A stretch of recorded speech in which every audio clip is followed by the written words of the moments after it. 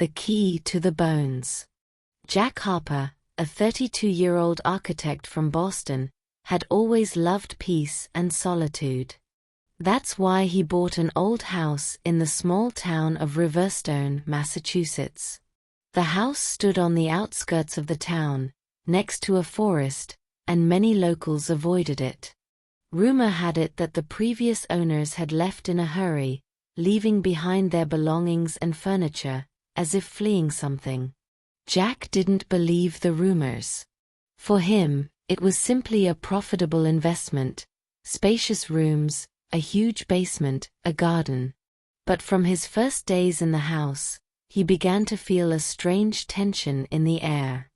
Drafts blew where there shouldn't have been any, and at night he heard quiet footsteps in the attic, even though he knew it was empty. One day, he decided to dig a space for a studio in the garden. The ground turned out to be hard, littered with rocks and roots, and soon his shovel struck something solid. Jack thought it was another stone, but after pulling it out, he realized it was an object resembling a key.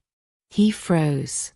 The key was strange, heavy, long, carved, and most frighteningly, it looked as if it were made of bone. Its whitish surface, fine cracks, and even something resembling bone structure. Jack placed the key on the table and examined it for a long moment. It felt cold to the touch, as if it held a memory of someone else. A symbol was carved into its head, a circle intersected by lines, reminiscent of a cracked sun. That night, he had a dream. He was standing in the same garden, but the earth around him was torn up. Bony hands protruded from the holes, reaching for him. And in the center of the garden stood a door, an old wooden one, with no surrounding walls. It stood alone, in the void. And glowing in its keyhole was the very key he'd found. Jack woke up in a cold sweat. The key lay on his nightstand. He didn't remember bringing it there from the kitchen.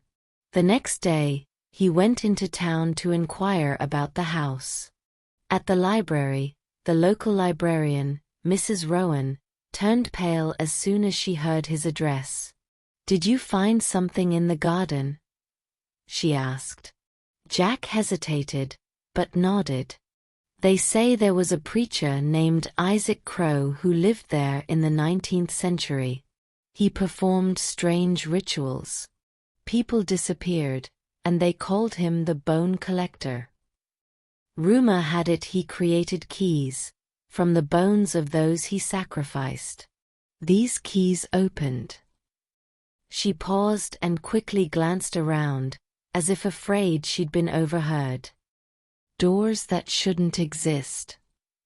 Jack left the library with a heavy heart. That evening, he heard footsteps in the attic again.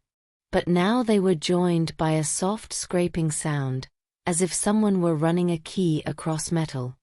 He climbed up to the attic. There, among the dust and old boxes, stood a massive chest with a rusty lock. Jack looked at the key in his hand, and felt it move forward as if of its own accord. The key fit perfectly into the keyhole. The lock clicked, and the lid slowly lifted.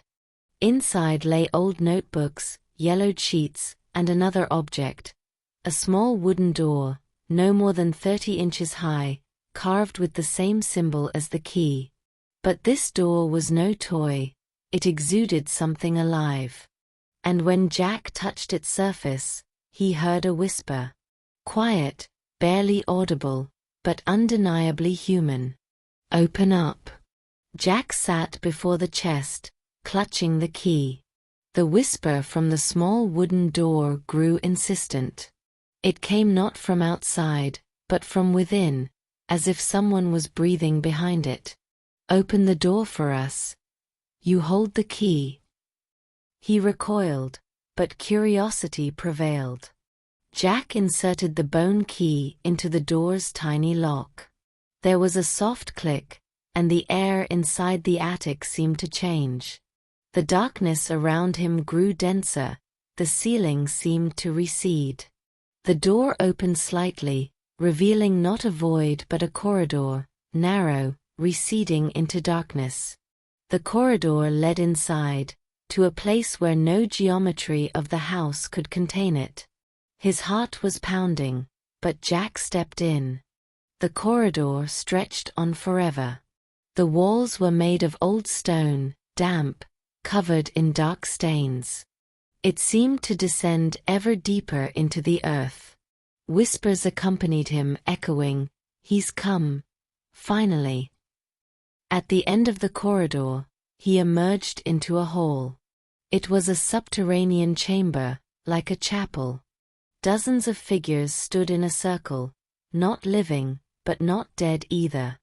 Their bodies were made of bone, strangely held together, and their faces were socketless, smooth as skulls devoid of detail.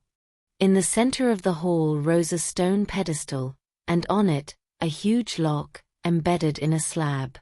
The same cracked sun symbol shone on its surface. The whispers grew louder. The figures spoke in unison. The key must return. The lock must be opened. Jack picked up the bone key. He knew they were waiting for him. But somewhere inside, a thought flashed: if I open it, I'll release what shouldn't. What if I refuse? He squeezed out. The figures stirred. Their bones creaked. You're already bound. You've found the key. You're chosen.